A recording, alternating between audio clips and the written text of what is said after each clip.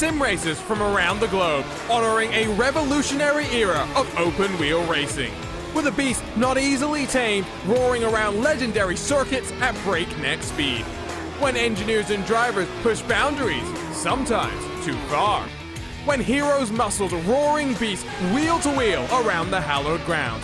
A time when the only driver aids were his 2 feet, the perfect combination of man, machine, and speed. Experience the competition and the glory of early 80s IndyCar action. The Lionheart Retro Series presented by Next Level Racing starts now.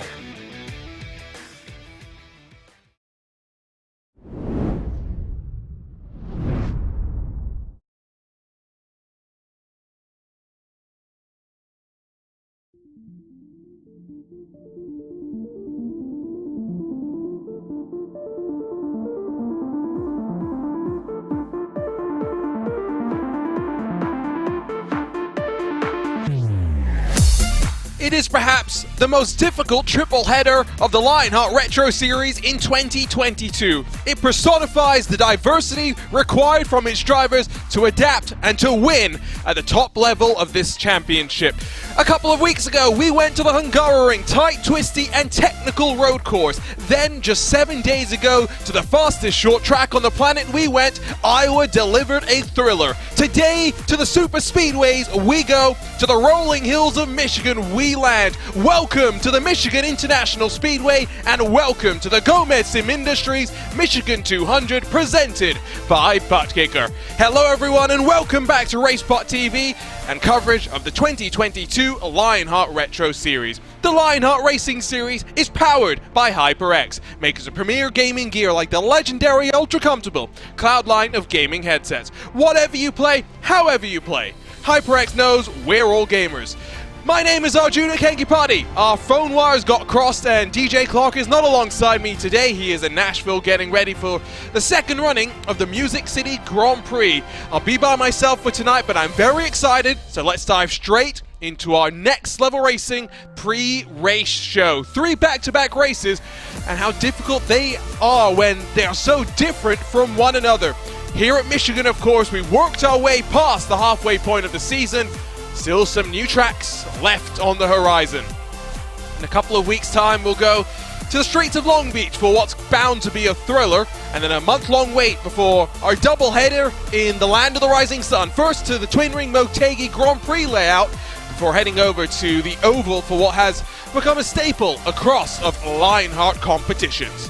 Then another 3-week wait before we land up on the Circuit Gilles Villeneuve in Montreal. We go north of the border for ducking down into the shadow of the Gateway Arch for what will be our final short track of the season at the Worldwide Technology Raceway. Then Road America, America's National Park of Speed, the final opportunity for drivers to build to the double point final Triple Crown race of the season. All roads lead to Fontana and the Auto Club Speedway halfway through the month of December. In a championship that runs from the start of March all the way through the middle of December. It's a long road, and those who stand tall are now there to be counted at the end, those that we shall celebrate. It is Mike Rasmas who continues to enjoy a championship lead, but Michael O'Brien in the Madworks Motorsports number 45, coming off the victory at the Hungaroring, clearly full of confidence. But today is the sort of race where confidence has got to be tempered with good judgment. David Sirois drops to third, at least provisionally. Only 5-point split second and third in the championship, with Matt Taylor and Ricky Hardin. David Rodriguez starting to lose touch of the top 3 in these driver standings presented by Next Level Racing. And when you see Madworks Motorsports, 3 of them in the top 10, 3 Graphics LC Motorsports cars in the top 10 of the points as well, maybe it isn't a surprise when we look at this HyperX Team Championship to find those 2 split by just 10 points. Halfway through the season, 2 double points races done. That is crazy how far they've been pushing each other. Graphics LC 1, 2, and 3 in our season opener. Consistency for Madworks Motorsports saw them pull away, but the double points Indy race just a couple of weeks ago has brought the gap back in. Raven Lavoie Motorsports in a field of their own, with the Raven Silver and Backfire Motorsports team split by just over 50 points. Plenty of surprises, I'm sure, left to be seen in your HyperX Team Championship. But what about the new faces in this Retro Series? What about our rookie class of 2022? Here's the look at the ButtKicker rookie standings, where David Rodriguez almost now 200 points clear of those behind. He is slowly building up the advantage.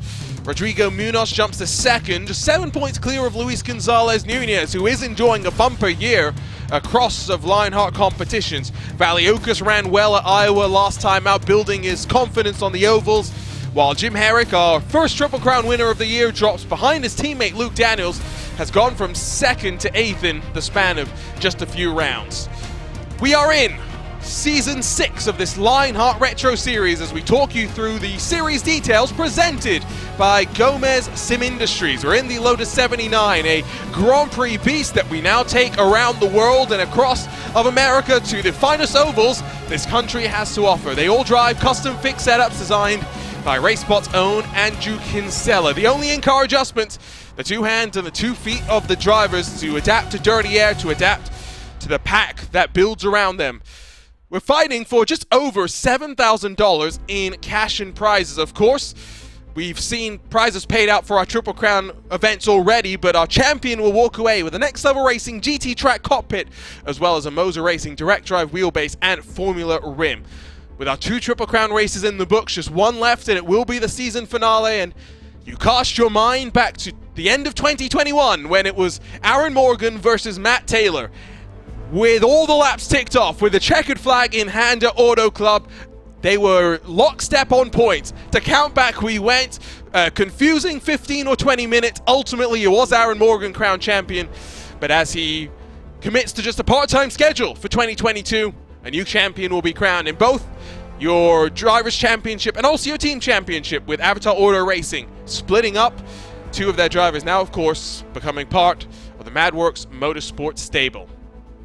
Here's a look then at your Moser Racing event details as we head back to the Great Lakes State and the home of this championship's closest ever finish, and what a finish it was. But of note, pole position has never been able to work its way into victory lane. Second and third, maybe staying out of trouble a little bit better, have won a combined 3 times in the 5 races that we've had so far. Just like pole position is no direct transfer to victory lane, leading lap is no guarantee of success either. And in the 5 races that we've had, 5 different winners have played themselves into the best spot possible. Fewest cautions came in the blockbuster race in Season 3, when it was Ryan Otis who went on to win the race. Just 1 caution, a margin of victory, 2 thousandths of a second. What a finish it was, has yet to be bested. Going on 3 years later in this competition, and the average margin of victory under 1/10 of a second. Of course, David Rodriguez, after winning at Iowa earlier in the season, came to Michigan, and in a race that saw some controversy in the opening salvos, some rather aggressive driving led to a decimated field, but Rodriguez was able once again to work his way forward using the strategy to his advantage. Has been unable to taste the delight of victory since then. Will today be the day that Rodriguez goes back to victory lane? Up above here at Michigan, what a facility it is. Of course, it's been a while since we've seen American open wheel machines come here, going now on just over 15 years. High banks, of course, and high speed. It is the type of race that, especially in stock car racing, has led to surprise winners. Attrition bound to be crucial as well. The drivers getting revved up for qualifying with a brief practice session that has just ticked below 60 seconds to go. The field a little bit smaller than how we started this season off, but as you can see by the action on track, the fact that we've just got 26 cars does not mean we're in for a electric 100 lap race. 200 miles on the dot. Let's have a quick word about your strategy thoughts going into this race. With the 100 laps on the board, fuel windows looking to be around 35 laps. It's not looking like we're in for a fuel save race if we start green. The question will be, if a caution comes, who gambles, who can commit and make it work? Now 4 wide coming off of turn 4. If this is the type of race we're in for, with cars ducking down below the apron, It's going to be the type of race where drivers hold on for dear life and hope to stay out of trouble. Getting ready for qualifying then, not far from the Canadian border as well. Michigan International Speedway has delivered racing in this Lionheart Retro Series in the past. It will do it again here today as qualifying will get underway. 5 minutes thrown up on the board. Drivers get the track to themselves and just 2 laps with the pressure on to go fast. The qualifying lap record is a 37.430.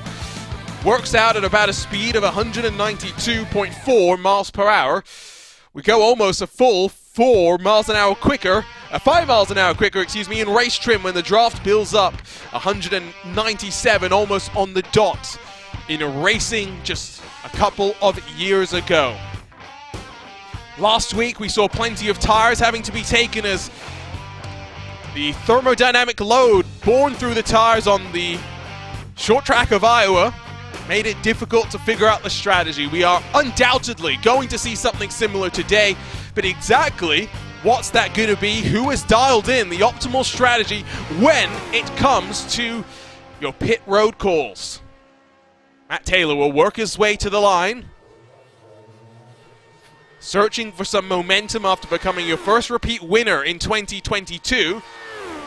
Has dropped backwards slightly in the points. Needs to find some ground as we work into what's going to be a crucial stretch of the championship.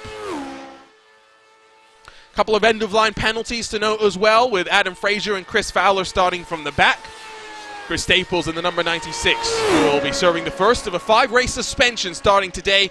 Also has a 50-point penalty after his first avoidable contact while being on a significant incident per race number. The benchmark of 38.3 laid down by Tyler Graf. Chris Lanini goes 1/10 quicker as Matt Taylor cuts down below the apron to try and find a little bit more speed as Michael O'Brien with a 37.683 roars to the top of the charts. The question always, lap 1 or lap 2, which is quicker? Jim Herrick will be 200ths back as he comes across the line to complete lap number 1.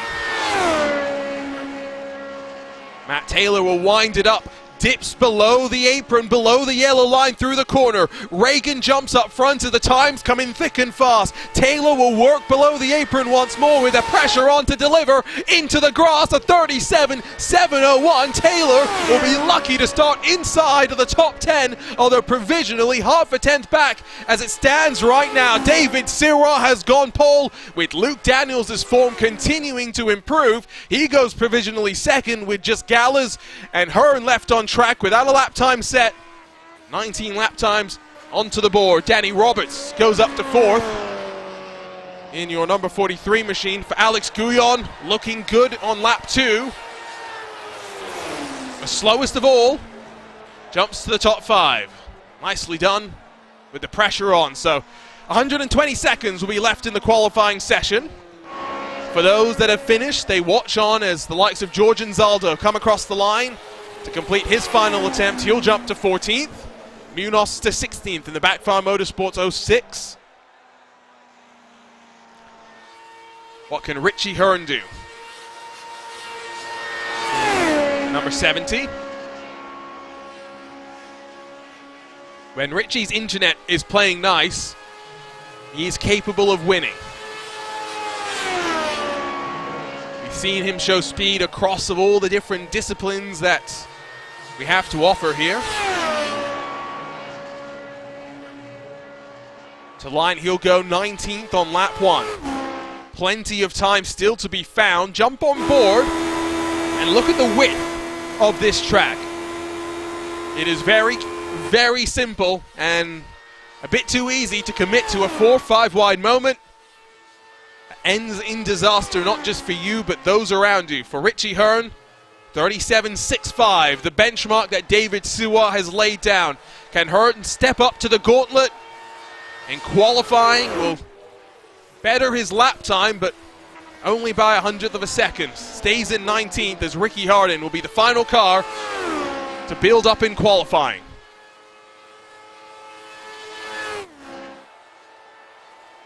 For Ricky Hardin, what a day it was just a week ago. winning in Iowa in dramatic fashion. It had been a long time since his last victory, which came here back in Season 4. Is Ricky Harding coming good with the pressure on? I don't think he's got time to finish the lap that he's on. With 10 seconds left in qualifying, Ricky Harding has left it too close, has flown too close to the sun. Qualifying will draw to a close. Ricky Harding will start in 27th and last of those with lap times on the board. Well, it's time to go racing in the rolling hills of Michigan. 200 miles of action lies in stores for the drivers of the Lionheart Retro Series. Let's run you down through your ButtKicker starting grid for today's action here from the Michigan International Speedway. It will be the Canadian of David Sirois that punches his way to pole position for the 5th time in his career. A road course ace coming into the series in 2021. The speed is clearly there on the ovals as well. Luke Daniels continues to impress. He'll be on the outside of row 1, 9,000ths off the pole with Chris Reagan, Danny Roberts alongside on row 2. Guyon and O'Brien will share row 3 with O'Brien looking to build up to try and challenge Razmas in the championship equation. Defending race winner David Rodriguez inside of the new colors for Tyler Groff in the orange and blue for the 98. Chris Lanini and Matt Taylor complete the top 10 with those 10 drivers split by 0.5 of a second. As always, the margins in qualifying unforgiving. Jim Herrick will line up inside of row number 6 with Trevor Malone on his outside. Mike Razmas rolls 13th.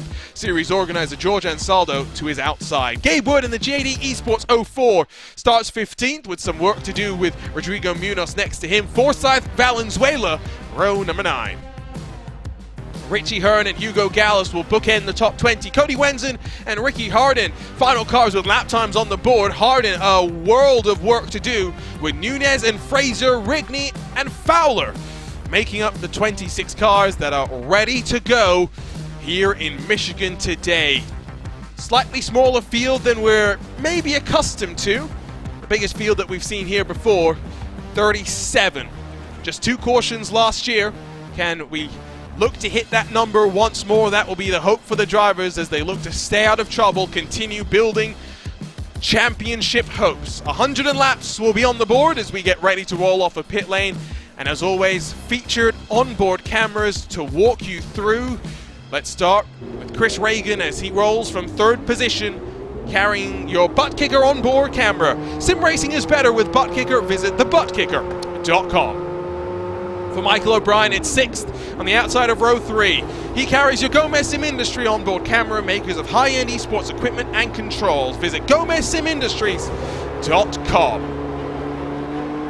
Hugo Gallis has your Next Level Racing onboard look. Take your racing to the next level. Visit nextlevelracing.com. And your race winner just a week ago, Ricky Harding, carries the HyperX onboard camera. Whatever you play, however you play, HyperX knows we're all gamers, and HyperX is always ready to game. The wonders of modern technology and of sim racing, onboard looks to be had with the entire field of cars, and cameras to be placed wherever your heart would desire. If you're watching on racespottv or ESTV, get involved with the conversation by heading over to social media. You can also let us know who you're cheering from, where you're watching on from. Are you cheering David Sirois? 5th pole position in what is now 28 career starts, still yet to taste the joy of victory, although with 15 top 5s to his name and 2nd place finish earlier this season, he is definitely one to watch for. We'll have the best view in the house as we get ready to rumble in Michigan. 26 cars qualified. Looks like Richie Hearn has some technical issues, will not be taking to the grid. But the pace car's off. We're ready to go at Michigan. Competition, commitment, excitement. This is Lionheart, and this is the start of the Gomez Sim Industries Michigan 200, presented by ButtKicker.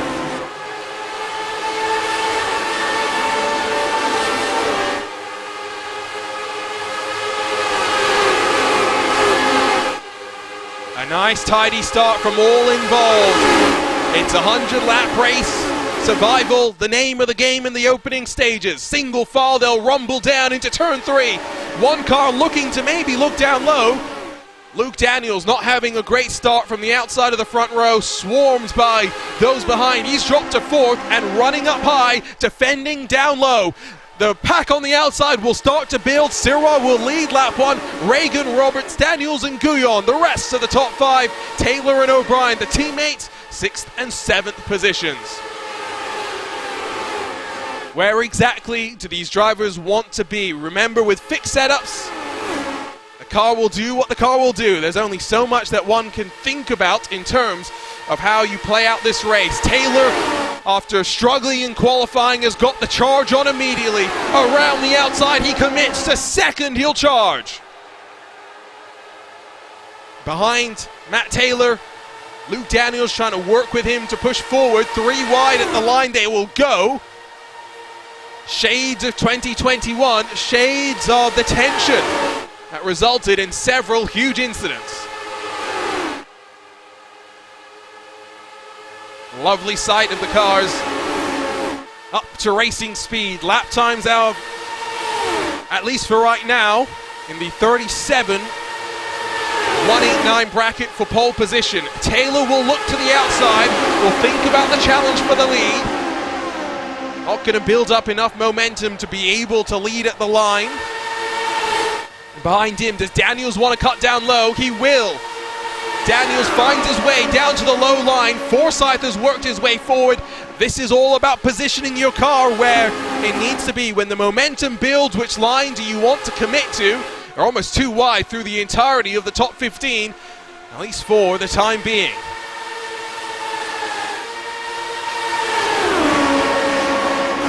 The end of a triple header of racing action for the drivers. After this, some relaxation as they mentally unwind before steeling themselves for the streets of Long Beach. What a race that will be. David Rodriguez content in that RSR by ButtKicker green and black. Number 10 to tuck back down on the inside line. 7 cars back in 14th. Now Taylor's the one that will slot down low. Maybe wary of putting a bit too much load in the tires, you wonder. A championship this close, we think about how bonus points impact the situation as well. When we were tied on points at the end of 18 races last year, you'll forgive us for having flashbacks and wanting to make sure we stay on top of the championship equation. Forsyth will go low as well. It's now Malone that builds up the speed on the outside as Sirwa goes about 2.5 lanes up from the yellow line, trying to pinch the black and pink. Number 34. I don't think that was necessarily what was intended. Gonzalez Nunez 3 wide in the middle, just inside of the top 20. They're being courteous for the time being.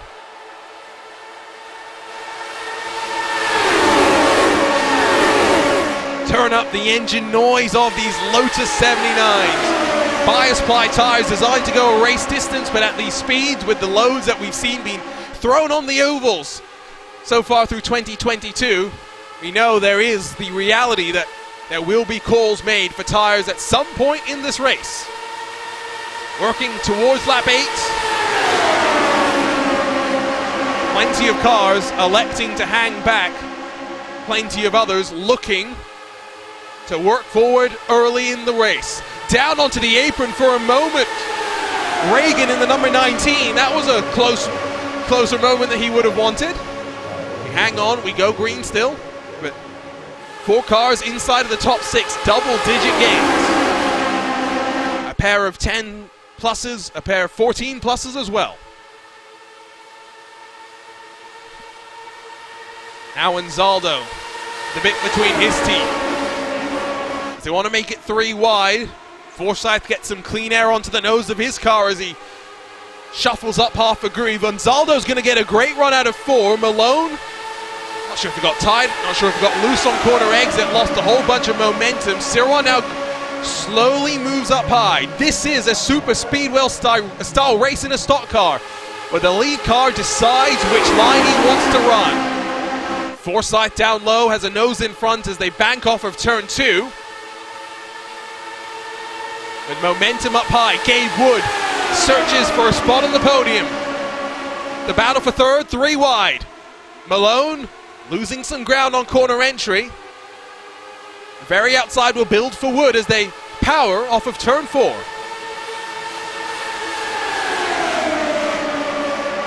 Three wide for the lead. Malone pops himself up to the wall.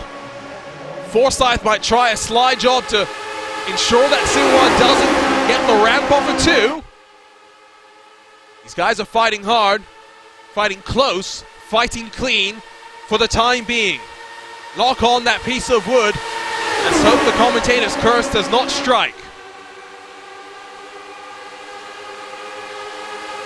From about 2 wide through the field, we're migrating to 3 wide at the front.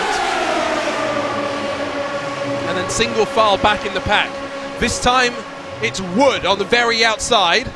Malone through the middle will get the momentum. What a run from the 34 car. Maybe not crucial to lead at this juncture, but Trevor Malone has hooked his machine up. 11 spots gained, Malone now leads, although Gabe Wood might have something to say about it. He continues to get the push from Reagan behind. They are 3 wide, 3 rows deep at the front of the field.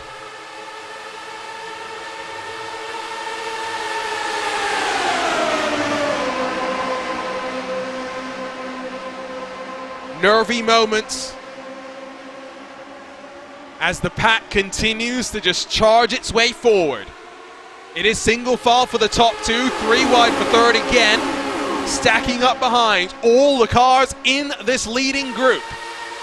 25 split by 2.3 seconds. Let's turn up the noise, let's turn up the engines, let's crank it up at Michigan.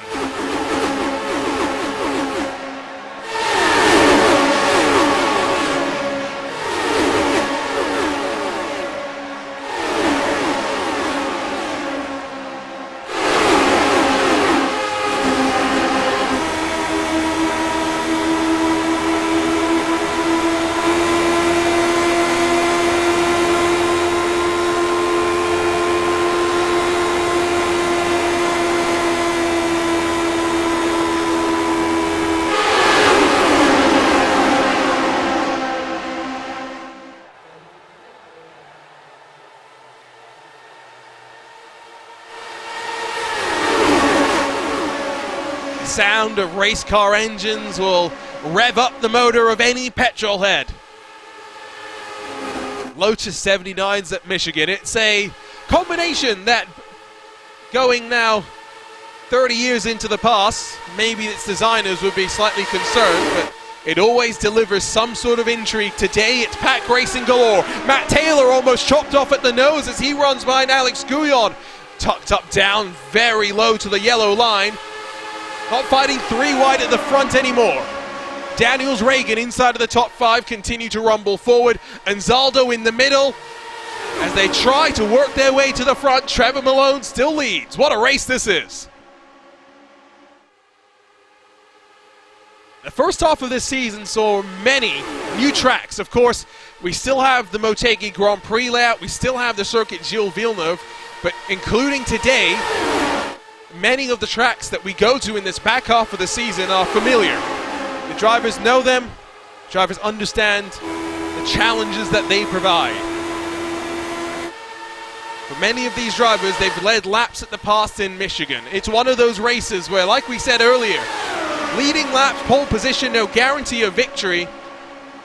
In 5 previous years, 36 individual drivers have led laps. Only 5 have waltzed their way to the HyperX victory lane.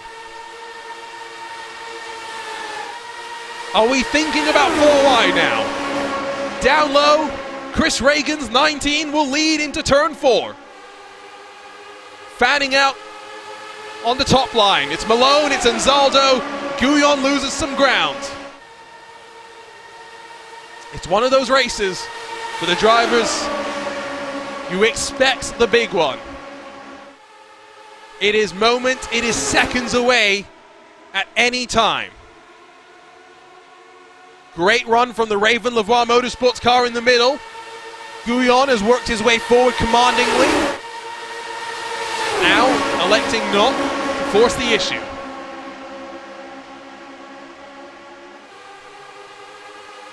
It's crazy at the front, but one man that is electing to let the crazies be crazy is Ricky Harding, now a double winner in your Lionheart Retro Series. It's 2 years on from his first victory in this championship here on the banks of Michigan. About a year on from his debut appearance on the road course at the Canadian Tire Motorsports Park.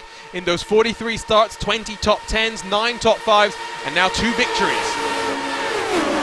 Don't count him out, stays out of trouble. It could swing the way of Ricky Harding on Moser Racing driver profile for today's action. On to lap 19 of the Gomez Sim Industries Michigan 200 presented by ButtKicker. Lap times now working at the mid-37s. We're about a second slower than our record pace set back in Season 3. Of course, the cars would have undergone many a change since then. It's been a fun time model to see how the drivers adapt and figure out the nuances of how to work through the tire strategy calls. Last time we saw some 2-tire calls, just the front end of the cars going up. Some drivers choosing 4. Michigan and Iowa throw load on the tires, yes, but in very different ways. 15 laps away from the fuel window. We'll find out what the first cycle of pit stops holds in store for your drivers.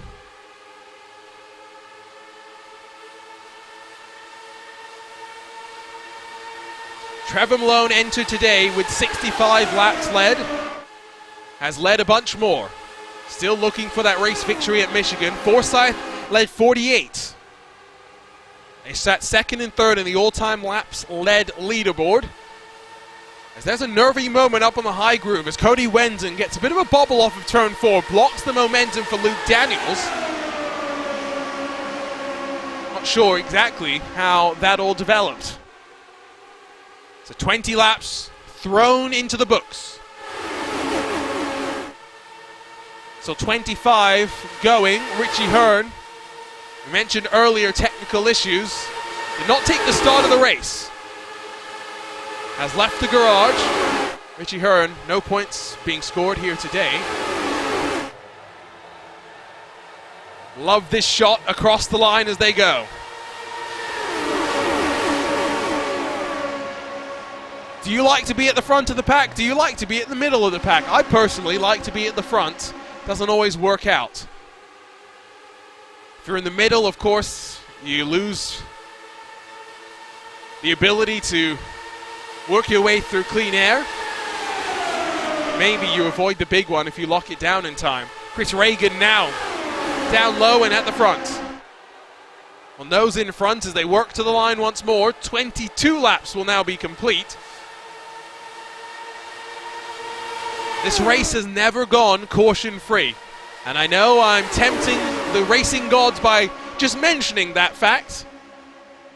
Averages out at just about 3 cautions per race.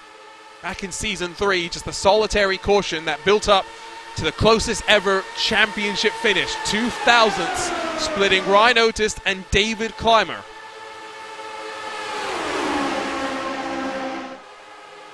Of note, it is the second year in the row that David Sirah has grabbed pole position here at Michigan.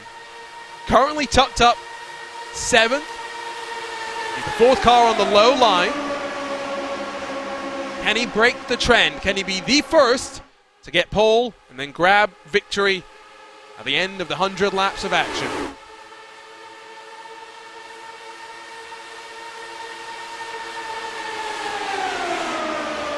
Three wide again. This time it's for 5th. Gabe Wood has been the most exploratory of those at the front. Continues to run up high. You wonder when he'll tuck down low. Just 4 cars up in that upper groove. Not bump drafting by any means like you would in a stock car, but momentum management. I'm sure there's plenty that can be crossed over for drivers that understand the nuances of the both of the disciplines. Apparently the penalty for changing 4 tires is not so bad. We found that out at Iowa last time by. Reagan tries to commandingly slide his way in front of Malone. That's not going to stick. Doesn't open the door, though, for the 34 to fight forward.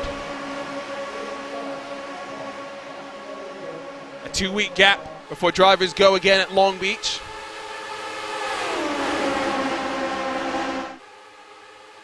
Four races, 4 very different type of tracks, from the Hungaroring to Iowa to Michigan, and now to a bumpy street course. Diverse challenges. It's the beauty of motorsports. It's the beauty of iRacing. Today I'm commentating on some Lionheart Retro Series, some Lotus 79, some classic Grand Prix cars. Yesterday I was commentating on a Jumpy Truck World Championship. Which brings me back to my SimK days of playing the original Dirt games. Dirt 1, Dirt 2, Dirt 3. Those who know will know. Still 25 cars, split by 2.5 seconds. It's rather crazy when you think about that. We're only 8 laps away from a pit stop cycle. Pit stop execution always crucial, and as you enter pit lane on the exit of turn 4, communication with those around you is going to be vital.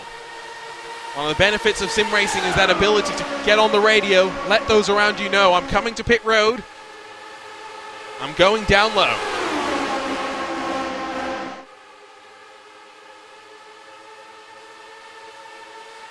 The 2 up front not enjoyed the best of 2022's. Reagan is just outside of the top 10. Has been in his fair share of incidents as well. The 1 top 5 on the season. Trevor Malone right behind him. And again, just a solitary top 5 to his name as well. Malone, someone that we've seen have speed no matter what car he's in. Lotus 79, Lara DW12, or even that Dallara IR18 that we campaign in the Lionheart IndyCar series. But is this that day that he'll shine brightest? We'll find out.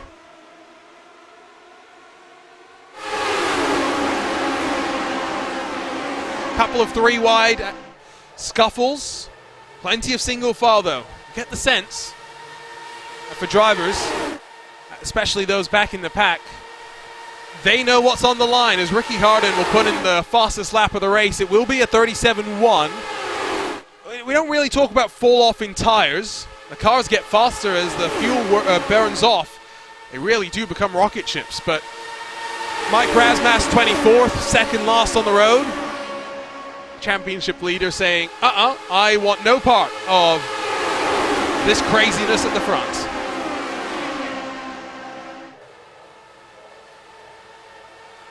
"15 years since IndyCar last came here to Brooklyn, Michigan. 500-mile races, 400-mile races. We've hosted a couple of them. Only a few have won multi-times here in the real world, so it's just as difficult virtually in reality as well. Michael Andretti, Scott Goodyear, the 2 to have won the 500-mile race twice. Tony Kanaan has, of course, won a 500 and a 400-mile race. 12 drivers have scored their first and sometimes only IndyCar wins at this very venue. With its 18 degrees of banking through the corners, it is one where it is foot to the floor for the most part, and hold on in sheer terror. This time it's Taylor going faster still, 37.064. Almost down into 36-second bracket, not far away from that. We talk about 18 degrees of banking, and yes, in stock car parlance, it might not be the highest banked speedway that America has to offer. No, you'd of course look at your true super speedways, the Daytonas, the Talladegas, the 30+ degrees of banking. But in an open wheel machine with the G's that these drivers can go under, very much is a high-banked facility. Taylor is still in the mix. We talked about Rasmus hanging back. For Taylor, after dropping a couple points back in the last couple of races, electing to gamble and put himself forward. Here comes our first take at a pit lane. Trevor Malone will bite the bullet the earliest of all. Luis Gonzalez Nunez will follow him in. 33 laps complete for drivers as they come to pit road.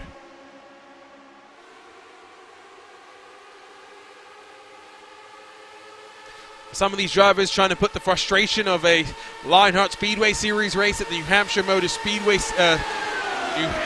Speedway behind them. It was a rather frustrating Monday night for some, as Taylor really sent it into turn 3. Had to get out of the power for a moment, avoid sliding up into the path of Daniels. We've got a wreck off of turn 4. Caution flies. Now 2 drivers will benefit because they came to pit road. 2 will befall their luck. One of the Backfire Motorsports machines and George Anzaldo looping it out of turn 4. A caution flies for the first time today. We discussed the treachery of pit entry. Sometimes commentators do know what they're doing. So watch here. Anzaldo, I think, just gets a little bit caught out by the car in front. And then behind, Valenzuela loses it in a separate, unrelated incident. So let's focus on at Backfire Motorsports number 33. Oh, he gets clipped. He gets the chrome horn from behind. And poor Cristobal Valenzuela, not sure if he miscommunicated his intentions there, but the end result is obvious. It will be Michael O'Brien as well, I would believe. As we go super slow-mo, that's going to be the one doing the contacting. Commentators' English is always spectacular. But yes, that is, to quote my friend Lewis McLeod, suboptimal for Michael O'Brien. The rest of the field will come on in. Nunez will hit the front, so will Malone. It's not going to be a big impact on, of course, strategy either, given the timing of the caution. Pit road execution going to be important for those now on pit lane. Our roving camera rolls to catch the race off of pit road. Taylor in front of the 40 Sim Racing 28 car of Luke Daniels. He beats out his teammate Craig Forsyth, David Sirrock, Cody Wenzen behind.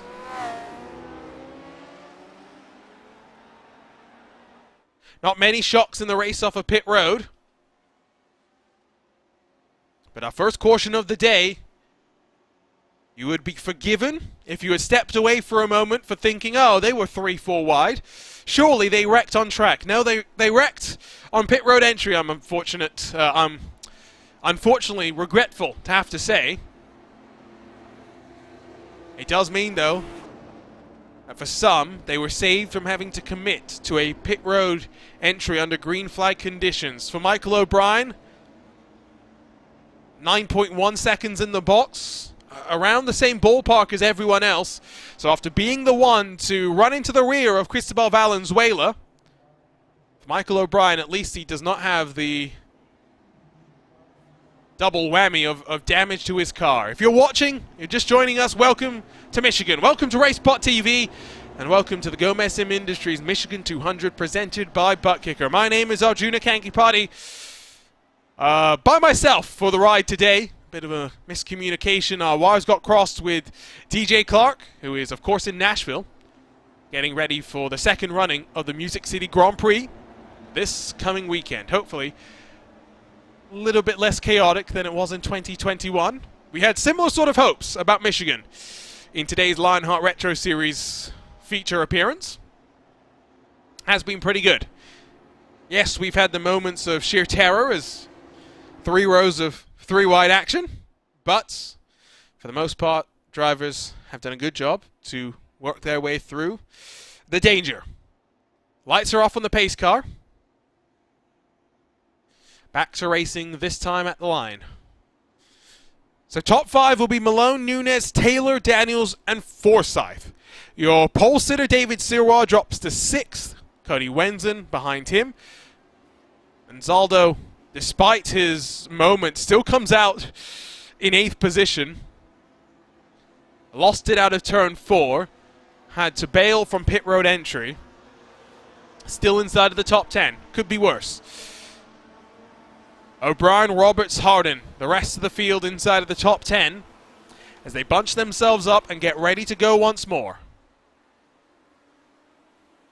Trevor Malone, second on the all-times lap-led board at Michigan coming into today.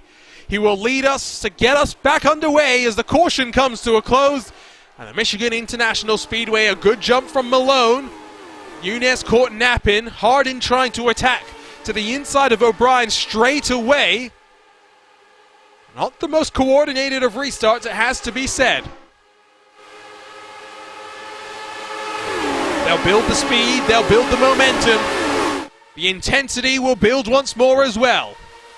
Nunez to the inside, blocks the path of Taylor, goes for the race lead. Nunez struggled in everything in 2021. Slowly working his way to the front in 2022. David Sirwar will come to pit road. Has David Sirwar got a penalty for misjudging the start of this race? For the 6th year in a row, pole position, the unluckiest seat in the house. Still winding up, winding forward. The pack yet to be brought into control. Single file for the top 3, side by side for 4th, and then a train building behind.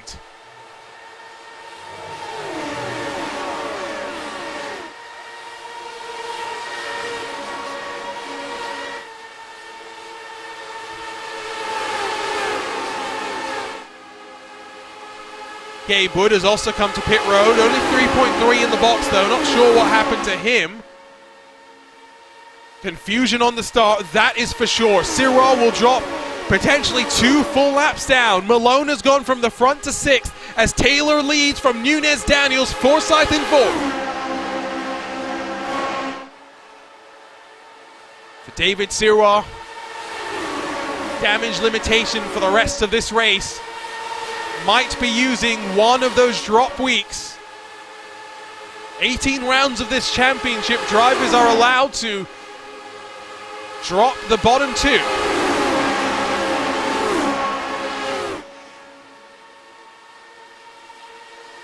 See if we can figure out what happened on this restart. Why exactly 2 drivers have lost out. They are fighting tooth and nail in set.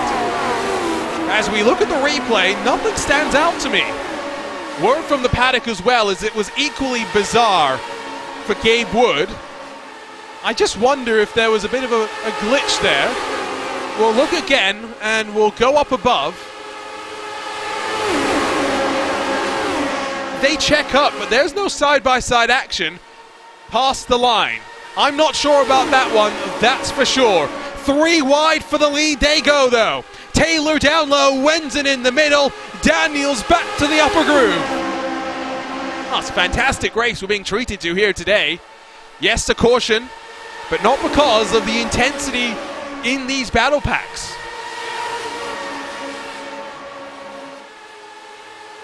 Inching closer to the halfway stage of the race.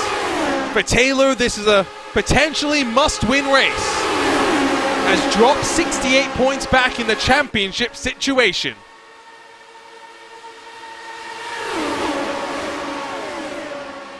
He is also one of those drivers on the bubble of being in a situation where an incident caused by Taylor would lead to a slam dunk 5-race suspension. Has got to be mindful he stays out of trouble.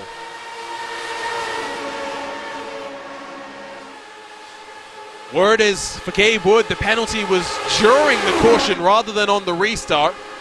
You wonder if the same thing happened. As around, Chris Fowler spins, up and over goes Luis Gonzalez Nunez. Trevor Malone involved as well, a huge wreck on the back straightaway. Sees Trevor Malone, Luis Gonzalez's, Nunez's race chances going up in smoke. Big damage, big junk for some Lotus 79s. As we'll spool up the racespottv replay. Malone and Nunez in the catch fencing, up and over. Fowler down low. What built up here? It had started so promisingly. Fowler and Malone inches from one another. Malone gets the ramp off of Fowler to go into the path of Nunez, but into the catch fencing. That is a horrifying incident. Couple more looks at it as we slow things down and we try and grab maybe some onboard looks. Reagan will have a good view for a second look. As you just see the C's part for the for the white-red chrome machine. Malone saying it was him being pinched on his end. We'll judge for ourselves as we jump on board with Chris Reagan. Slow it down. You can see Fowler running the seam, ducks down low.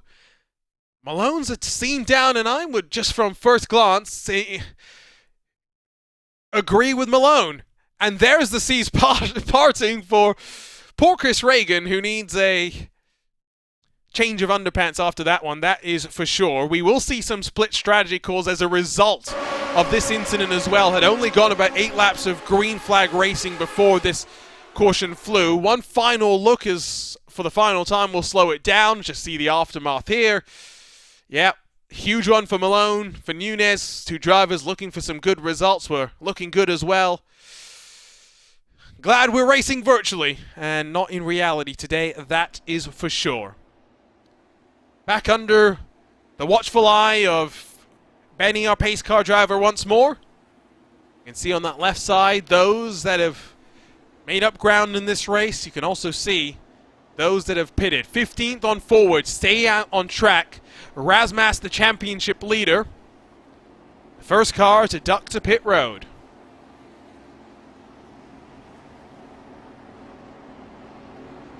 Heart goes out to Malone, to Nunez, looking very good. For Malone, another race where he would have led laps here at Michigan with not much, unfortunately, to show for it. Clearly has some speed, and when we head to the Auto Club Speedway, which used this facility as its basis, it's its reference point, Trev Malone in that double points finale will be surely one to watch. Not at the halfway point yet, but a big wreck has seen the caution fly for the second time today. We are just about 70 miles west of Detroit. Here at in this Michigan International Speedway, the rolling Irish hills of Michigan. Always puts on some great racing. It's a wide track, high banking, especially for these open wheel machines. And with the repave that this facility had 10 years ago, even with those seams and even with the bumps that we've got, it is by no means a bumpy ride. Attrition, of course, is what's delivered. 12 first-time winners in the IndyCar Series. Some of those first-time winners. For Luke Daniels, second in qualifying. Still runs up in 4th. He searches for career victory number 1. Matt Taylor, of course, searching for win number 7. Forsyth in second was looking again for his first victory. Wenzen as well in the top 4. Many drivers hungry for race victory number 1. The Luke Daniels fan club has indeed arrived in our racespottv YouTube chat. The field left in control of Taylor as the pace car off to pit road for the 3rd time today. Working to lap 48, green flag flies again for your Gomez Sim Industries Michigan 200. Good jump from Taylor. Forsyth hanging tough. To the outside immediately will go Luke Daniels in the battle for 3rd. Cozy Wenzen, not the best of launches for him. David Rodriguez will watch on as maybe he gets the opportunity to look down low, not just for one, for two spots. He'll split the difference, go to the middle. Speed's building on the restart. Top 15 staying out on this caution. Those behind to pit road for a full tank of fuel, potentially tires as well.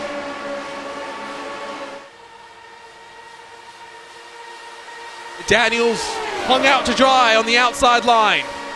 Will lose out in fourth, might lose out in fifth as well. Guyon wraps himself to the inside as Daniels is sent up high, sliding up the track, went to the black and white machine of Cody Wenzen. Cars thinking about committing down low. You can't go down below the apron to get the pass done until the final lap of the race. Your 2021 ButtKicker US 500, one of our Triple Crown races in the Lionheart IndyCar Series, saw Adam Blocker on the final lap of the race steal a victory away from Phil Kraus by ducking below the line. We will keep that in mind as we build to the end of the race. Taylor still painting the low line, leading this field. At the line, half distance will be upon us. Separation between 11th and 12th. A full second splits your lead pack and the peloton chasing behind.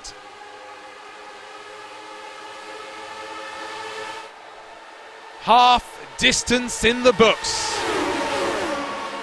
At Michigan, two distinct packs have developed. Forsyth, Taylor, Daniels, the three involved in the sprawl for the lead right now. The first three cars in your second grouping, Jim Herrick, Adam Frazier, and Mike Rigney. Fighting three wide always looks great. The reality is, it is not always the most efficient way of building around the track. They continue to drop time. Last time almost a tenth of a second dropped in this battle for the lead, or battle to stay in the lead pack if you will. It might require Gabe Wood setting fastest lap after fastest lap to get to the front and get this pack working with one another.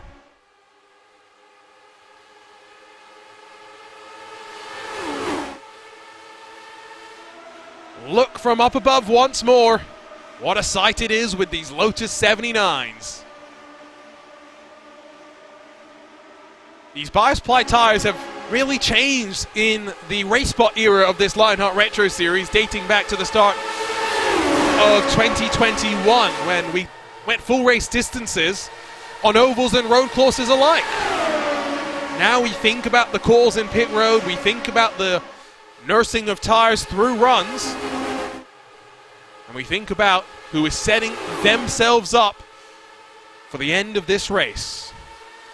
We are halfway through this Gomez Sim Industries Michigan 200 presented by ButtKicker. Two cautions have seen some cars retire, but we've got two main packs developing as we rumble closer to the checkered flag. You're watching racespottv and ESTV for coverage of the 2022 Lionheart Retro Series. Don't go anywhere. The race to the checkered flag coming up next in Michigan.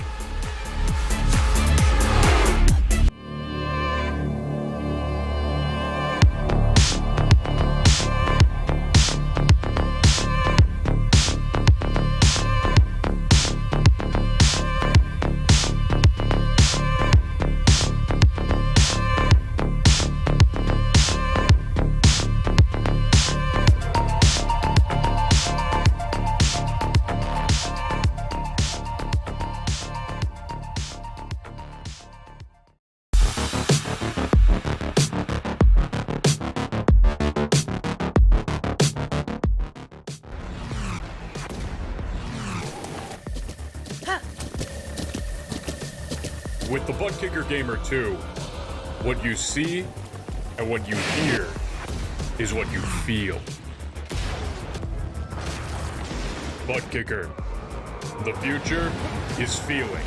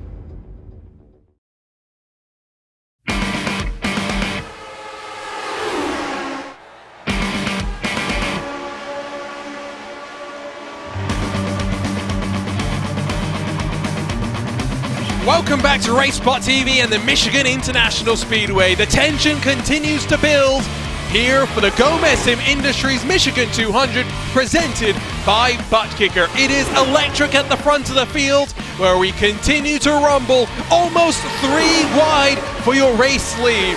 Working closer to lap 60 towards the final pit stop cycle of the race, it is Matt Taylor that continues to lead, although Luke Daniels is not giving up without a fight. My name is Arjuna Kankipati, riding solo for today's race in the rolling hills of Michigan, and what a day it's been so far. These two battle packs continuing to spread apart. 1.5 seconds now splits Ricky Harden from Jim Herrick.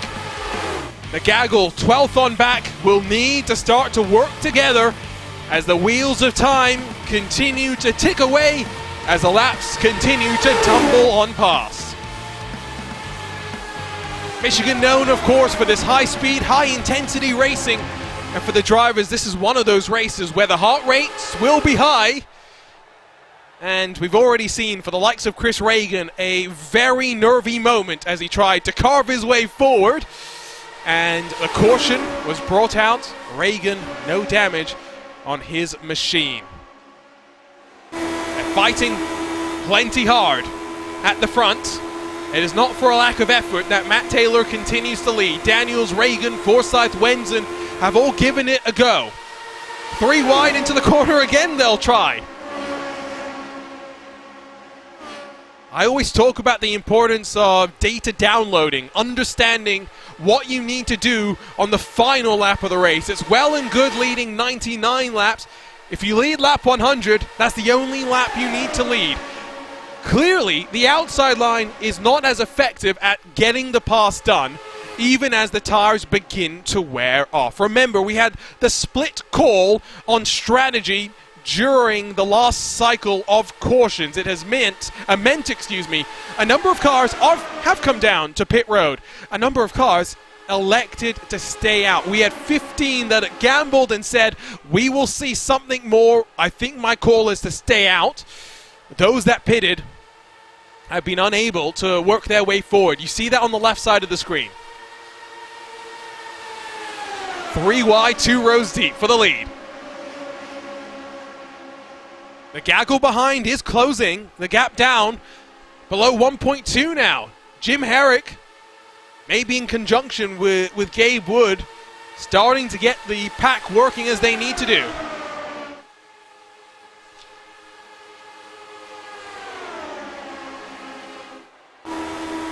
Let's jump on board with your Gomez Sim Industries onboard look.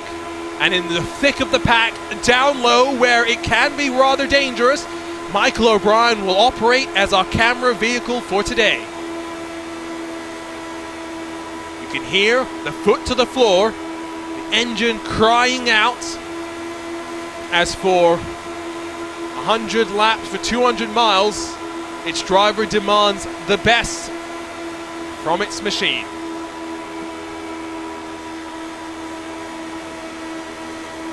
Always curious to watch the hands, how aggressive with the inputs drivers are willing to be. Usually in motorsports, we talk about smooth, being fast, translates over to the ovals as well. Check back in with Herrick, Wood and company, now down below a second, the gap forward. Not far away from the draft, not far away from having 21 cars battling for honors at Michigan. We started with 26 in qualifying. Richie Hearn bowed out before the green with technical issues. Trevor Malone, Luis Gonzalez Nunez involved in a huge wreck that also collected Chris Fowler. Fowler able to continue racing, albeit at the dead end of the lead lap and in danger of going a lap down if we continue to race like this. Only 6 seconds in front of your leader, Sirra and Munoz. Sirra with the penalty on the restart. Munoz with some damage to his car. Both not on the leading lap. For Gabe Wood, he also went a lap down with David Sirra. We believe due to a confusion, I should say, during our caution cycle. Wood was able, though, to stay on the lead lap, now rides in 12th. He'll be delighted with how it's played out for him. Is the best of those that pitted last time in the caution cycle as well. I see Mark Cohn in our YouTube chat. Watching on rather than out on track, the winner of 2 of our Triple Crown races for 2021. So far this year, 2 Triple Crown races, 2 different winners. Will we make it 3 and 3 on December 15th? A long way to go, though, to the end of the road. This time at the line, a third of the race distance left to play. We are within the window to make it to the end. A caution from here would see cars duck down to pit road.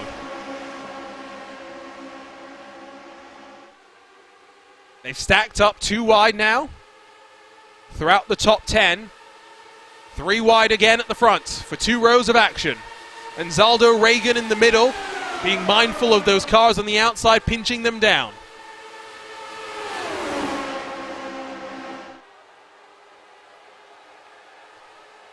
A mini preview of what we might expect at the Auto Club Speedway. There was Fowler at the front of the field. Now giving the draft to the leading pack and will be swarmed momentarily. He is at full 2 seconds a lap slower than your race leaders. He will go up high. He will stay out of harm's way. Important for those who have been running up on the wall in this lead group to recognize where Fowler is going to go. I think Luke Daniels entered a bit too wide into turn 3. Wenzen thought about sticking his nose to the inside, then thought better of it, recognizing where Chris Fowler was, as the number 20 Madworks Motorsports car will try and tuck in line and use the draft to stay at least somewhat close to the racing speed.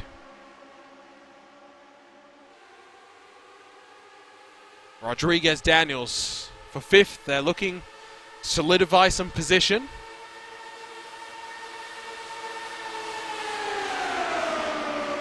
We had 38 different lead changes back in Season 4. Now, I don't have the number on hand for today. It does feel as though we've had plenty of side-by-side moments. The question will be, do they count as passes for the lead as they come to the line? Because, for example, Reagan down low led despite the fact that Anzaldo was just momentarily just right behind them at the line. Curious to see what that number looks like. I think we're trending, though, towards just the 2 cautions.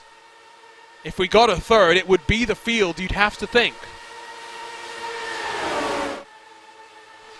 30 laps, 16 miles to go. This time at the line. Still 1 pit stop for the drivers left to navigate their way through. Surely only a few laps away from the start of the pit window. You'll want to stay out as long as possible. You want to throw in as little fuel as you feel comfortable doing. This car is a rocket ship, the lighter it is.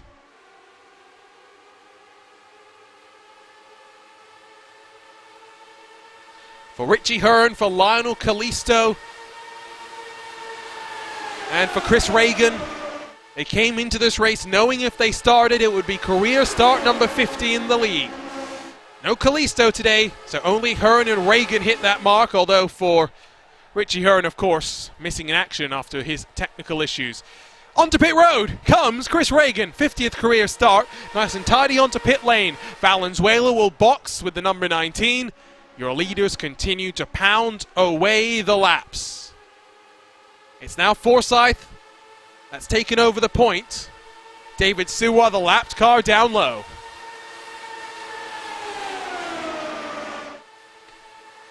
Some think those sitting 6th through 10th on course to win. I wonder what David Rodriguez has got to say. Again, a little bit of drama on pit road entry. I think we managed to survive. Daniels might have sped because he locked up the right front pretty drastically. So did Hugo Gallas. But I think at least for the time being, I'm not seeing anything pop up on the timing screen. They get away with that one. Still wait then for the majority of the field. 14 cars to box. Taylor will drop and roll. Where will he emerge in comparison to that man there, Chris Reagan, in the number 19 Elite West Motorsports machine? as he winds it up, has stayed on the lead lap crucially. He needs to sync with Taylor Rodriguez, use the draft, build the speed, ensure they get going as soon as possible.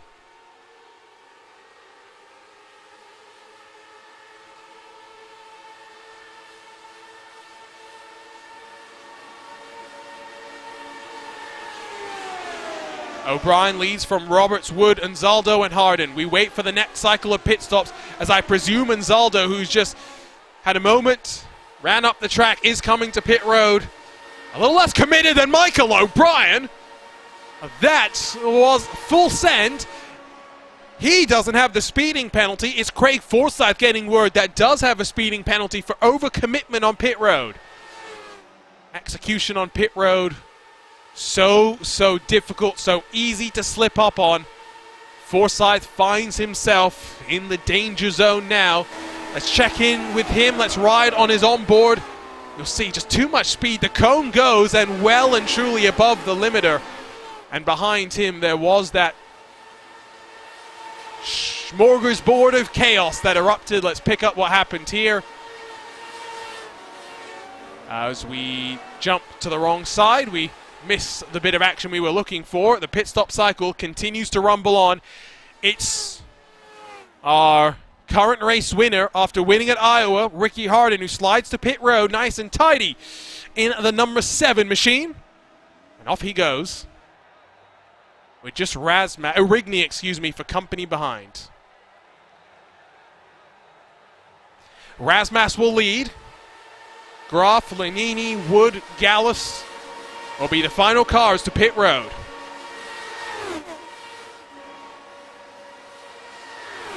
"24 laps to go." Seen a couple of moments where drivers have pushed the limit and flown too close to the sun. So plenty of time for the volcano of tension to erupt. Tyler Graf's blue and orange, new colors. Running second for the time being.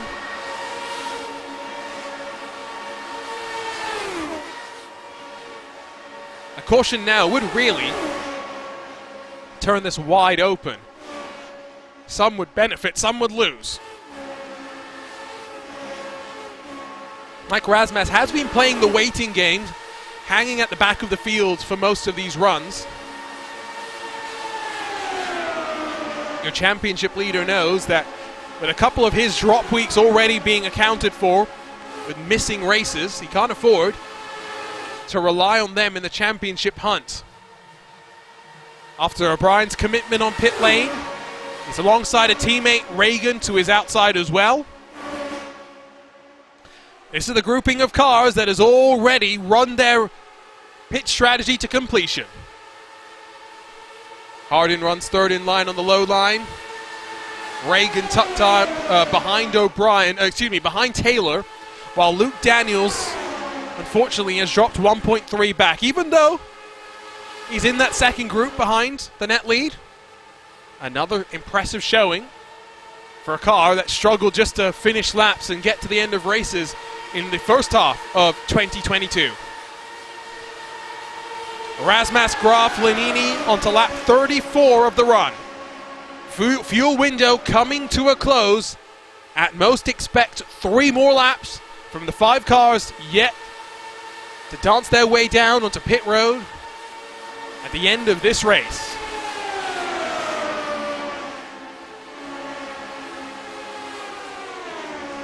Pack Racing at Michigan, following the difficult race that we had at Iowa, where just staying in clean air was difficult. The Hungaroring challenge drivers technically as well as just mentally. The triple header will come to a close here tonight. That is that battle for the net lead, as Gabe Wood, Hugo Gallus, Chris Fowler down to pit road. Razmas, Graf, Lanini stretch 1 lap longer. They'll pit under 20 to go. Gabe Wood, 7.8 seconds stationary, a good time for him.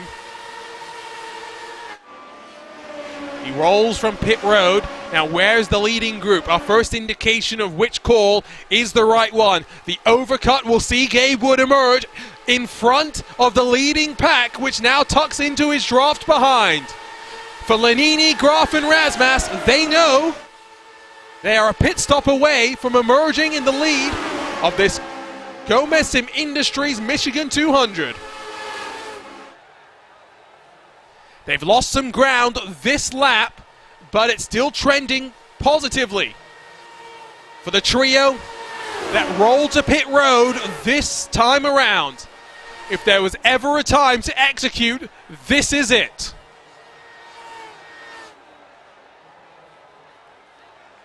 Towards their stalls they'll go. No pit limiter to stop them from speeding. No one counting them down into their box. There are the cars already up to speed and already having pitted. They come to the line as our leaders roll from pit road and get up to speed. It's trending positively as Tyler Graf wins the race off of pit road in front of Razmas, in front of Lenini. There is a full second and a half of separation between third and fourth positions. Tyler Graf and Mike Razmas have waited patiently. They hit the front with 18 laps to go. O'Brien and company have the tires in the window, have the momentum on their side. Drafting behind the 92, can they close? Are they running out of time? For Graphics LC Motorsports, will it be yet another sweep of the podium?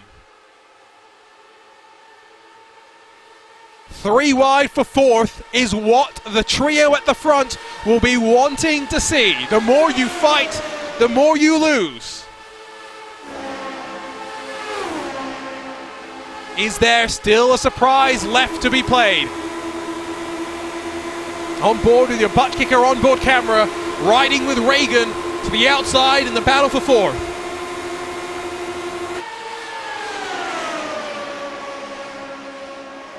Once in 5 races has the Lionheart Retro Series landed in Michigan and seen the race end under caution. For Graphics LC Motorsports, the caution might be the sweetest sight in 13 or 14 more laps when we get to the point of no return. 30 miles left to play. Rodriguez looking to try and work forward, defending his race win from 2021.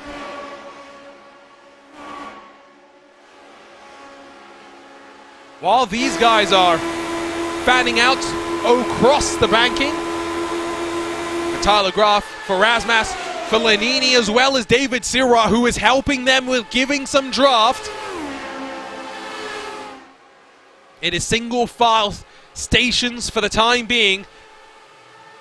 Last time, they lost half a tenth of a second. This time at the line, will they gain, will they lose? It's another half a tenth lost. The pack of fourth continues to build. But at half a tenth a lap, they are out of time.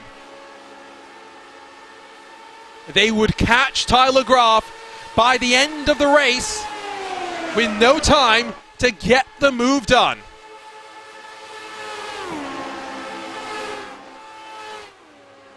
With these sort of speeds, 200 miles has flown by in the blink of an eye. Been racing for just over 60 minutes. I wonder how much sweat these drivers are having to endure to the end of the race. 4th through 9th, technically, excuse me. Still tucked up with one another. And then 2.5 back to Luke Daniels. Let's give a shout out to the 4D Sim Racing machine, who will see a car use the apron to try and look down low.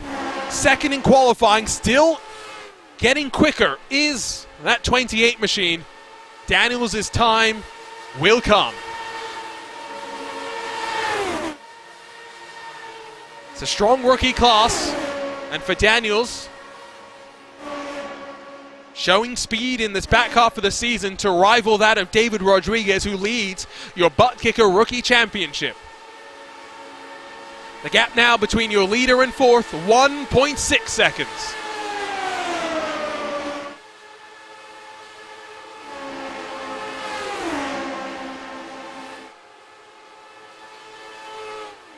When is go time? When is it too late to commit to a move?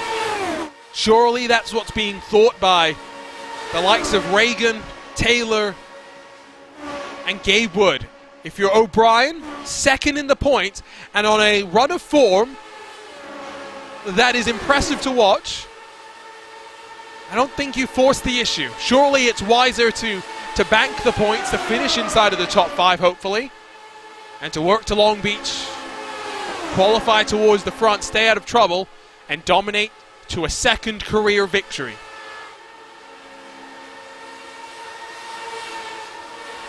For Taylor, we mentioned, he's dropped back in the championship now to the tune of 68 points. 28 behind David Sirois in third.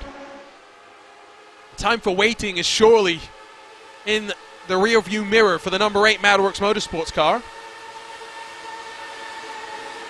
We'll see when he elects to ratchet up the intensity in this championship. Reagan will squeeze the turquoise and purple MadWorks Motorsports machine in the middle. As a puff of smoke, Rodrigo Munoz on pit lane. He was already a couple of laps down, so it's no major drama. Within 10 laps to go, though, 9 at the line.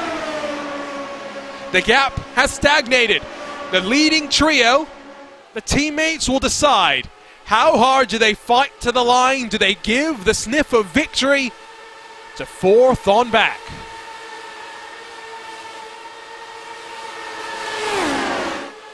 Chris Fowler stays well out of harm's way.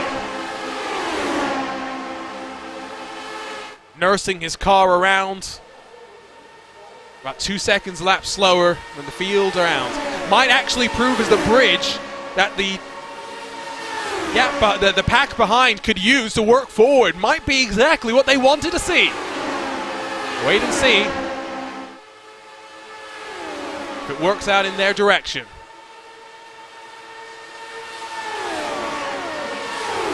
This place likes a close finish.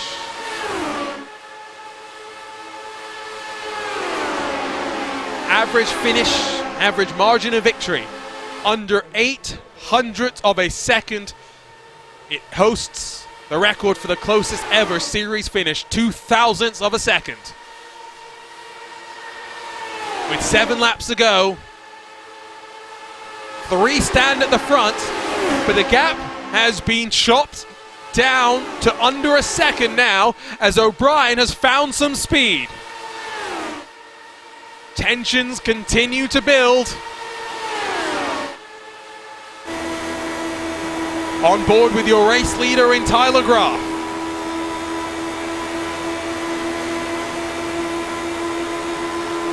Has raced in his fair share of Retro Series races over the years as Tyler Graf has never finished inside victory lane. Second at Nashville earlier this year, of course. But now as the pack has caught, how is this going to play? Chris Fowler playing the helping game, pointed out by RaceSpot's own Andrew Kinsella, as we've got the huge wreck. 6 laps to go. Rodriguez, Hardin come together to bring out the caution. We aren't at the point of no return. We'll have a shootout to end this race. Buckle in and get ready for drama. Our championship protagonists not involved in the wreck, but now they will know what is about to unfold.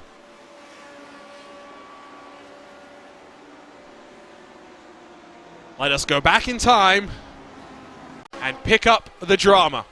We will pick up the content. David Rodriguez, Ricky Hardin. Rodriguez almost got wiped out by the oncoming cars. We look at this. We look at the aftermath, and then we'll get one more look at the actual incident. Rodriguez, no control of the car. All four corners seem to have taken a significant hit. We'll slow it down. We'll look from up above. Not that up above, this up above. Rodriguez got pinched down. Ooh, I'm not sure who's going to be more irritated as we ride with this drone shot from behind.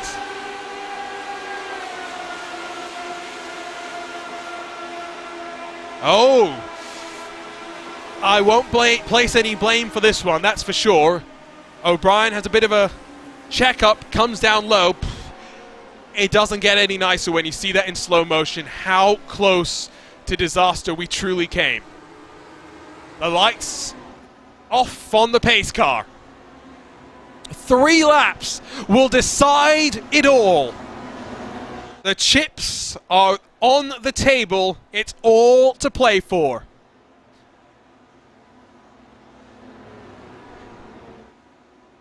Three cars at the front tried to go long, tried the overcut, got some separation from the field behind. Then, Chris Fowler, winning the award for Teammate of the Day, used his stricken and broken Lotus 79 to allow O'Brien and Taylor to tow up to Graf, Lanini, and Razmas. The trio of teammates at the front that look to control the restart, to control the run to the checkered flag. Single file restarts, next flag ends the race. It is as simple as that. For Tyler Graf, his 30th career Retro Series start. We'll get one more lap, excuse me, under the pace car. Bit of confusion there with the timing screens. But regardless of 2-3 laps to go, it's difficult. In some ways for Graf, 2 laps is worse than 3 laps, but it's also better in some ways. Of course, we've seen on these restarts, the leader able, if he times it well and catches those behind him napping, they are able to get a good launch, but then the speed builds up behind. It's been taking about 2.5-3 laps for it to really be a factor. I think if you're the teammates at the front of the field, you coordinate this restart. You plan when you go, you count each other down, and you see if you break away from the trailing gaggle of cars. If you are, then it becomes every man for himself. And if they don't, it becomes every man for himself either way when the race win is on the line.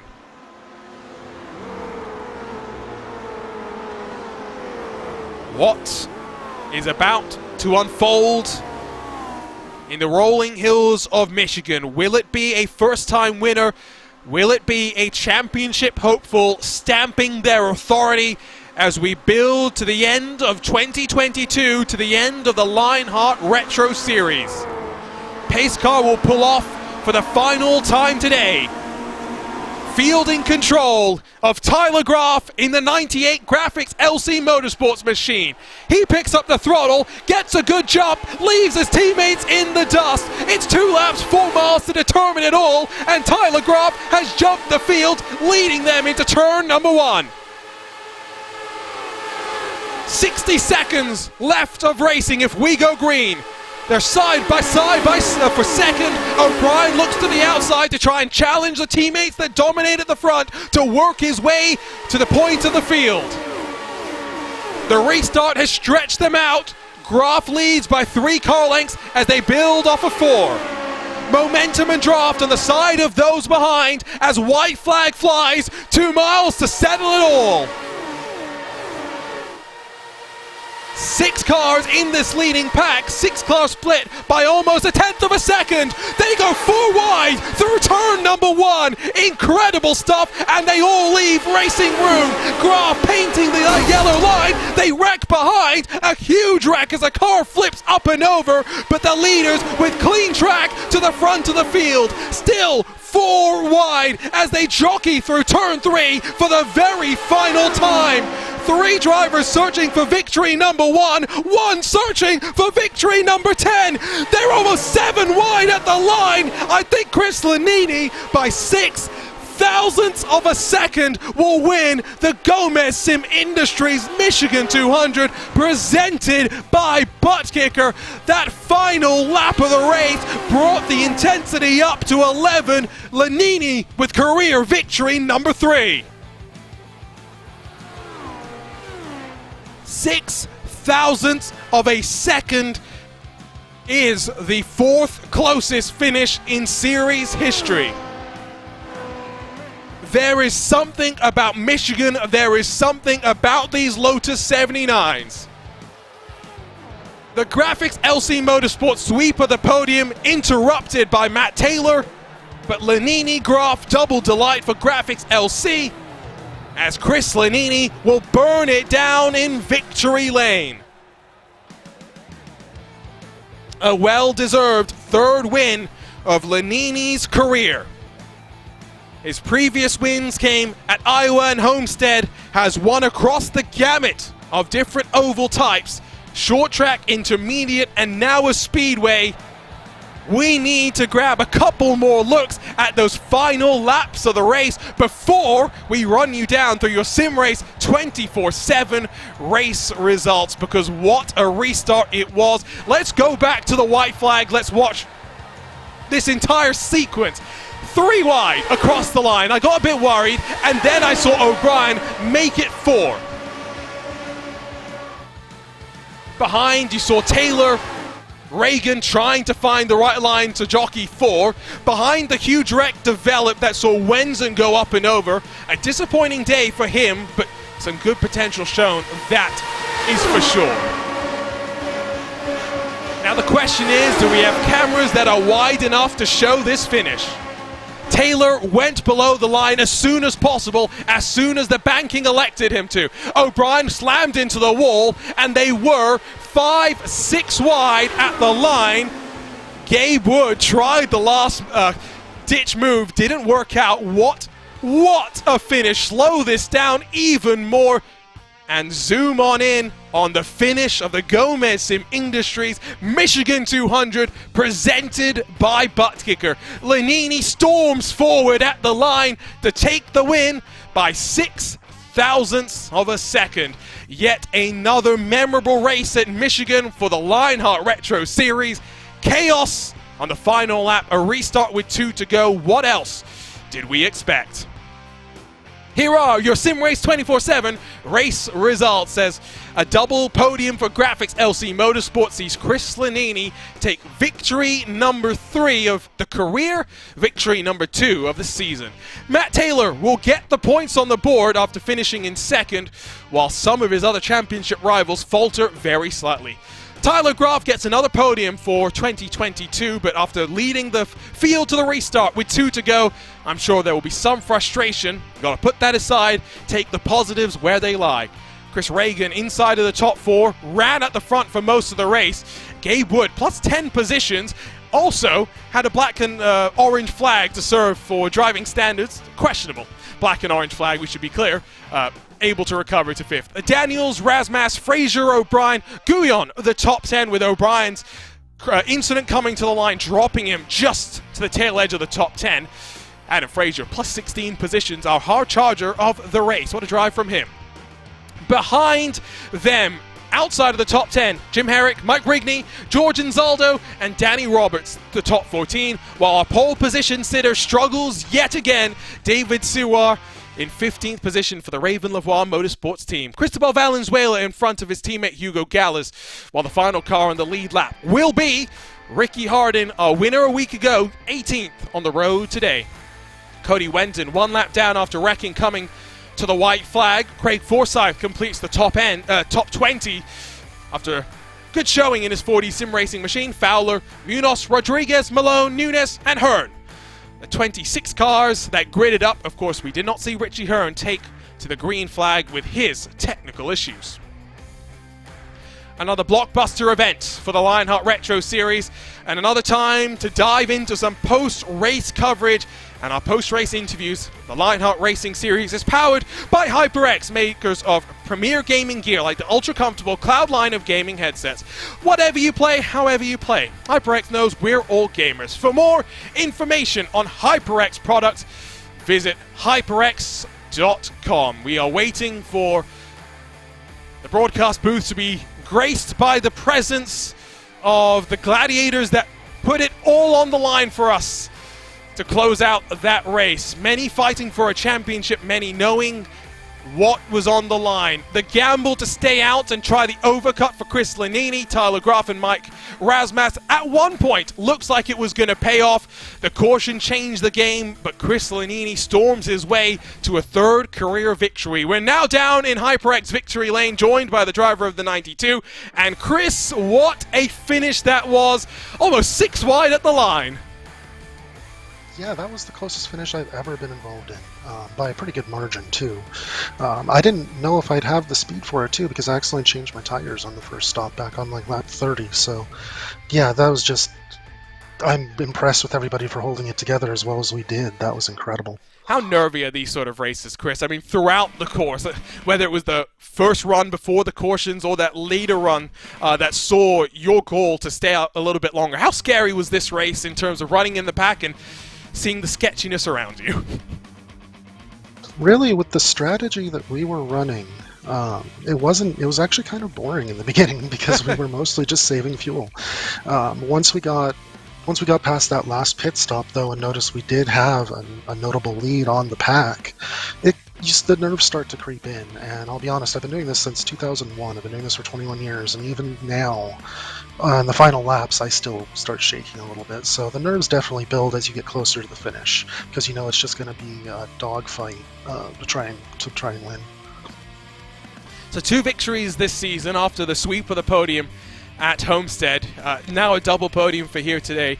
I will ask you about the strategy call. Was that always the thinking, starting this race before a caution is flown? Were you always thinking that the overcut was the play to make? Pretty much, yes. It was what we had planned on. We were going to see how the flow of the race went as well, if there were a lot of cautions, or it really depends. It seems like a greener race works well for that strategy, but that was always our thought. We always worked together through the race for that, which I'd like to thank my teammates. We did a great job today. We had the field covered almost to the end. I think that's a bit of an understatement, but the finish at the end still delivered results and excitement for the viewers as well. It's a win-win. Congratulations, Chris, on this victory. We'll see you in a couple of weeks from the streets of Long Beach. Absolutely. I'd like to really quickly thank my sponsor, Simcraft, for all that they've done for me, and Lionheart for putting on such a great league, and HyperX for their sponsorship as well. Thank you. Chris Lanini in HyperX victory lane for the 3rd time in his Retro Series career. For Matt Taylor, it was a race where I thought he had to get the points on the board, and get the points on the board he did. Matt, coming into this race, 68 points in the championship, winding our way to the end of the season. Did you feel any pressure to get points on the board? Did that influence the way that you approached this race? Actually, it was the opposite. The gap is kind of really big, and after a horrible race last week, I was kind of in just, let's go out there and run hard and, kind of throw strategy out the window a little bit and just see what happens. Rasmus has had such a good season. O'Brien's had a really good season. Was going to need something different to kind of happen, and again, I think we got the strategy wrong, and a lucky caution there. We all kind of avoided that, and I guess just picked the right lane and was able to time the move at the end to almost steal that one. You've seen your fair share of wild finishes. How crazy were those last 2 laps? It was interesting because everybody kind of slid up to the high side to take advantage of the massive side draft you get, and so they kind of vacated the bottom, and there really isn't anywhere to take a huge run where you get it anyway, and so I was able to tuck up in behind Tyler and time the run just right to be able to sneak down to his inside, because I felt like that was the only place to go, and that might even be the safest place. So, you said that you didn't feel that much pressure coming into this one because of the way the points gap had grown. Today, with this result getting some points back towards those other championship leaders, how How are you feeling about the championship this year? So many strong drivers. I think that's what makes it so interesting, is it's not just 1, 2, or 3 that's at the front. It's really been 5 or 6 contenders through the course of this calendar year. Yeah, this tire has certainly thrown a wrench into things. And last season, when I was so strong on the ovals, it's really felt like the complete opposite. Sort of lost out there week to week on these ovals, and it's really about figuring tire strategy and that, because actually making on-track passes at a lot of these tracks is really, really difficult. You can't take advantage of clean air or those kinds of things like you could in the past. So for me, it's been way harder, and I just have thrown away potentially decent finishes. Whereas the road courses have been good. So, from here on out, it's just going to be about trying to, I think, stay really aggressive and see where we end up going into Auto Club. So a long way to go till the middle of December before we go to Fontana again. Congratulations on the run, Matt. We'll see you in a couple of weeks for some street course racing. Thank you. Matt Taylor from the second step of the podium. Good day for him. Both of our top 2 working up 8 positions. 5 spots gained, though, for Tyler Graf, who led at the start of the final restart. Unfortunately, just did not work out in your favor. Surely when the caution flew, Tyler, you were pretty frustrated, thinking that you and the team had done what you needed to on strategy, had worked your way to the front. Yeah, the scene in Driven where Bo Brandenburg breaks up with Estella Warren? That's kind of how I feel right now. Caution would have flown a lap later. I think it would have been a 1-2-3 for the team. And yeah, the restart, I thought I did it well. I wanted to put myself in a spot to where the leading car catching me in the draft was a teammate, so I could pull up and I knew they wouldn't run me over. And that worked. And they just coming through 3 and 4. I thought I had it, and then Taylor backed off just a little bit and got a good run and got it to the apron before I could. And if I would have chose to block, I would have wrecked the entire front half of the pack. I'd rather finish third than junk everybody. So I'm personally bummed out, but it's still a great result for the team. We've got something to figure out on these big ovals as a team, and I think anytime we go somewhere where it's a bit of a lottery, we can buy some tickets that have our numbers on them. I like that line.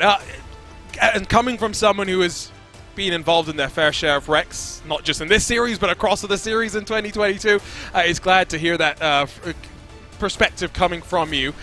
As we look forward, though, we've seen many tracks that are new to the series. We're going now to a couple of new ones, but plenty of familiar ones. Coming back to the series full-time, how do you feel about the run to the end of the year? I'm definitely confident that I can be within that top 8 group. The guys at the front of this series are the guys in this car. If you look from 15th back, there's a pretty big performance gap at all the tracks, so I think that top 15 is going to be really, really close. I think at the road courses, it's between like the top 4 or 5 guys. I still got a lot of work to do on the road courses in this car, just because it's so different to what I'm used to. But I think if I can hang in there in the top 10 on the road courses and have more runs like this on the ovals, I can definitely put myself in such positions to win. I just got to get that monkey off my back. It's coming. It's tonight wasn't the night, and if tonight wasn't the night, I'm glad a teammate got it. So good night overall. I know it's frustrating, but we saw this with Michael a couple of weeks ago, right? You wait so long, that first victory, it just means even more when you get it. Congratulations on the podium, Tyler. Great run tonight, great run from the team. We'll see you in a couple of weeks at Long Beach.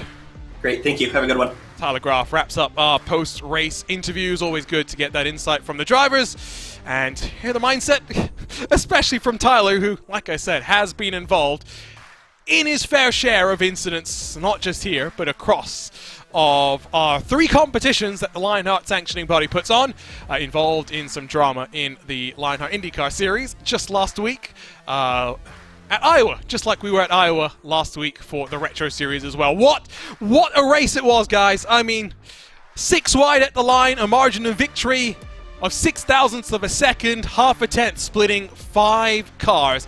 Races don't get much closer than this. There is something about Michigan that seems to always deliver the action. Wish I could have had DJ Clark alongside to talk you through all of it. He will be back in a couple of weeks' time, though, when we head to the streets of Long Beach. This new tire has really changed around the complexion of how drivers think about the tires, how they think about strategy, how they think about pushing the car. What will they do on the streets of Long Beach, the bumpy streets of Long Beach, as we get set to go racing for round 12 of 18 in your 2022 Lionheart Retro Series. Same time, same place, live on racespottv on a Thursday evening at 10 p.m. Eastern, 7 p.m. Pacific. It is going to be fun. How easy is it going to be to pass? That is the question that many of us want the answers for. Still a long way to go as we look at the next level racing schedule as well for the drivers. To Long Beach for one more race in August, 2 races in September take us all the way to the east. We go to the land of the rising sun and to Motegi for a doubleheader of road and oval action. Then a 3-week wait before heading north of the border to the Circuit Gilles Villeneuve to the city of Montreal. That will greet us for our final street course of the season. Then short course racing a week later in the shadow of the Gateway Arch before all roads lead to America's National Park of Speed and build to Fontana, the double point final Triple Crown of 2022 showdown that will end 2022 and Lionheart Retro Series competition. That is going to wrap up our post-race coverage. What a day it was, what a race it was. Yes, we had those 4 cautions that made it a bit of a stop-and-start race, but by no means was it an easy race for anyone throughout the field of contenders. Before we say goodbye, we thank those that make this possible, starting with the title sponsor of the Lionheart Retro Series, Next Level Racing, an industry-leading cockpit and motion simulator manufacturer devoted to creating the most immersive experience possible for the global sim racing community. Take your racing to the next level and visit nextlevelracing.com.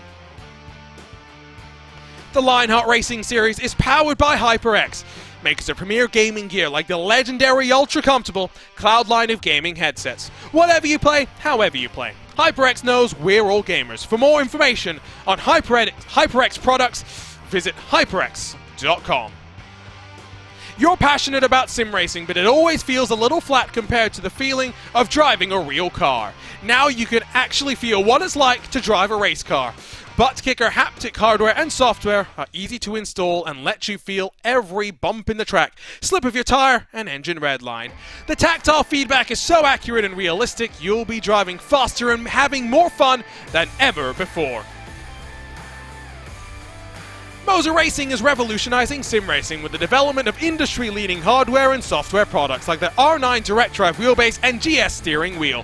Featuring zero delay wireless technology and made from high-end materials, Moser Racing delivers the precision you need to reach victory lane. And Gomez Sim Industries, the makers of high-end esports equipment and controls. Precision built using nothing but the best materials available today. Passion and handmade craftsmanship drive each made-to-order build, creating a driving experience like no other. Visit GomezSimIndustries.com. And it's not just them, but so many more that make this possible. To learn about the Lionheart Racing Series, its 3 competitions, and its partners, head over to LionheartRacingSeries.com for more information where you can stay up to date with the latest comings and goings inside of the virtual paddock. And what a day it was here today, as in Michigan, in the rolling Irish hills, a blockbuster finish was had once more. There is something about the Michigan International Speedway that delivers excitement, that delivers blockbuster finishes, and today was no different. Lionheart Retro Series action continues in 2 weeks as we head to the streets of Long Beach on August the 18th for round 12 on this 18-round championship. DJ Clark will be back alongside myself, Arjuna Kankipati, as we roll our way through what is bound to be the most treacherous run and race of the season. On behalf of the team at racespottv and on behalf of the team at Lionheart, we thank you for your company on this Thursday evening, where from Michigan, Chris Lanini is a winner for the 3rd time in his Retro Series career. We'll see you in 2 weeks' time But for now, so long and goodbye. Congratulations, Chris Lanini, celebrating in HyperX Victory Lane.